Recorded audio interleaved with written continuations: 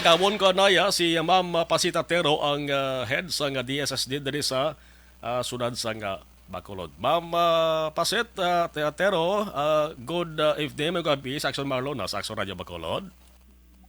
Good evening, Action Marlon. Good evening man sa action mga tagpalamati sa Action Radio.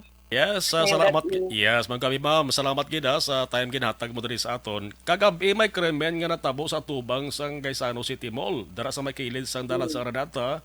Singkang ini sa 17 years old nga lalaki, gintero sang 16 years old nga lalaki man. Ini sila mga miyembro sang Rugby Boys, busilingon sila man nag-ilinaway ni ma'am. Now ang problema kag ginatuga sa mga Rugby Boys, pati gani Rugby Girls, no? Daw hindi naman ibago diri sa atos Bacolod, nagligad nga mga tinuig, matunuban tati may ginihimo man ang syudad, ang BCPO, inyo dara abi sa DSSD, pero luyag lang may buluan naton ma'am kung ano ang rason nga ang ara gihapon makitaan sa dalan, partikular sa downtown. Ini mga Rugby Boys kag Rugby Girls. Sa una na may ordinansa kita, no? Especially sa mga hardware na nagabaligyan isang rugby. Nga itagaan sila penalty kung sila mapaturan nga nagabaligya sa rugby sa aton nga mga minors. Pero doon naglaylo ato daw wala na to ma-monitor gid, no, ang ina nga paglabag sa aton nga ordinansa. Kag may ordinansa man kita para sa aton mga street children, mga anti-mendicants, no? Niara makita na nga programa dira para sa ila. Pero kung nga ang nagtuhaw naman ini ng mga sitwasyon sa kabataan naton, because for the time being medyo naglaylo kita tungod sa pandemic, no? Lati may nagalagaw ng mga kabataan now. Subong tungod nagbalik naman kita sa pag-open sa aton nga mga protocols naton, no? So nagtuhaw na naman ining mga kabataan nga nagausar sa rugby.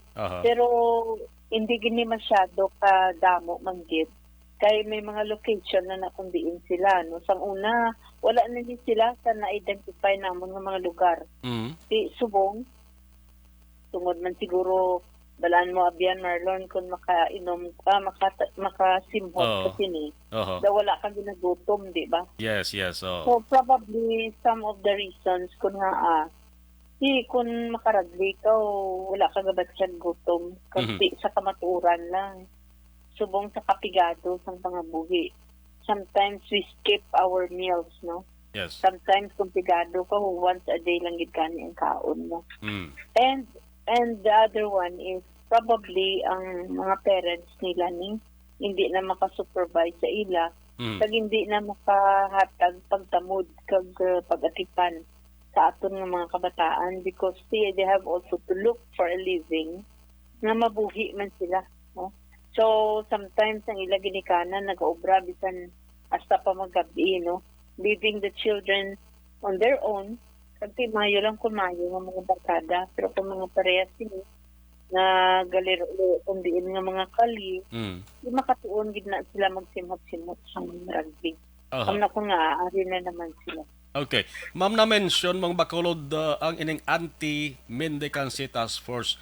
Naga-exist pa nagihapon diri sa Bacolod, Ma'am Paset? Yeah, ara pa nagyapon, no? Ang team nga sa amon man ang opisina. Okay. Kasi ang amon nga obra na among pagmonitor mantani sa aton nga mga street children, aton mga mendicants, no?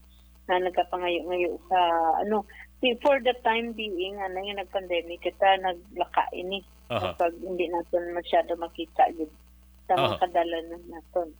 Pero tungod subong nag-open na kita, nagtuhaw na naman sila kasi siguro nga ito nimo is to advise our BCPC nga mag-activate naman na ma-identify ining mga lugar kag mabuligan man kay this is not the responsibility lang of the DSSD, no? Yes. This is a joint force of the those who advocate for child protection.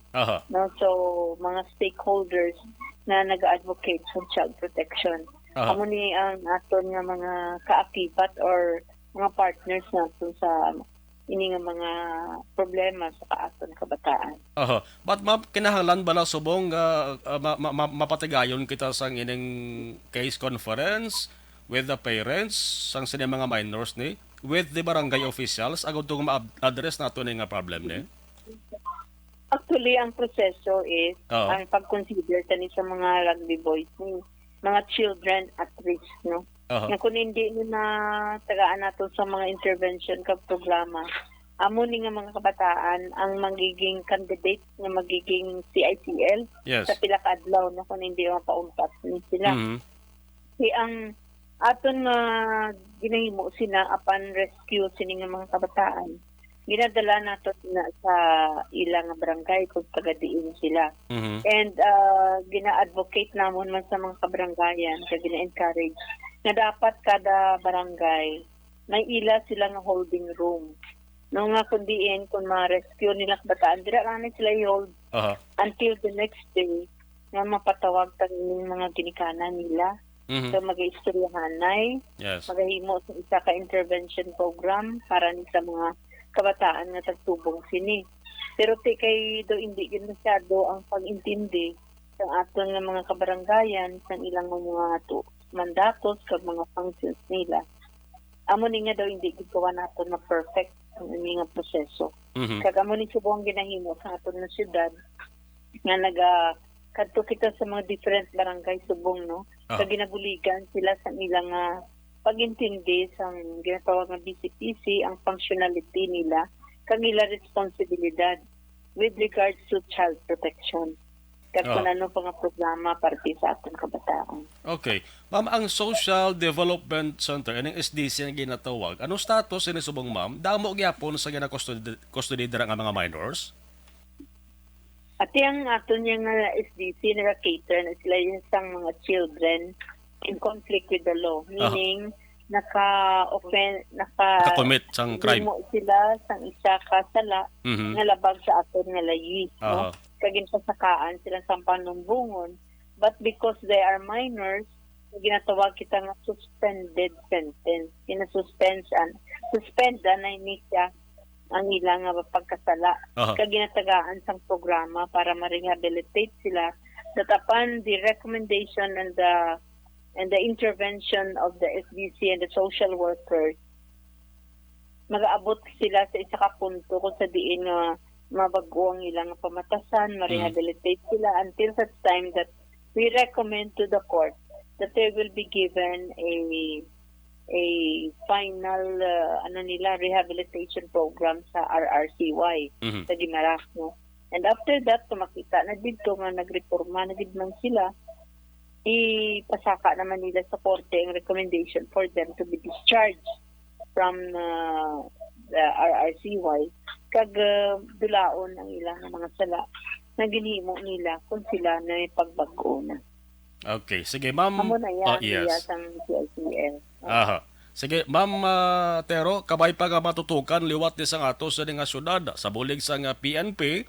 Yan yung problema nga gintuga naman sang rugby boys kag rugby girls. Ma'am Pasita Tero, salamat gid sa time. Unless mamayara ka sang dugang pa nga ipabutyag sa ato sa mga ka-aksyon.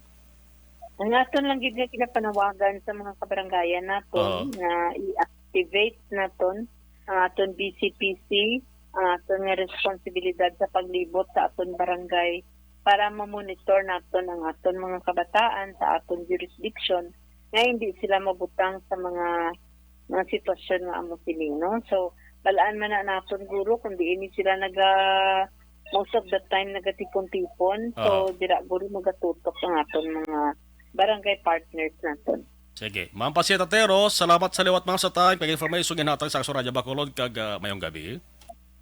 Mayong gabi, Action Marlon. Kag mayong gabi sa tanan. Salamat.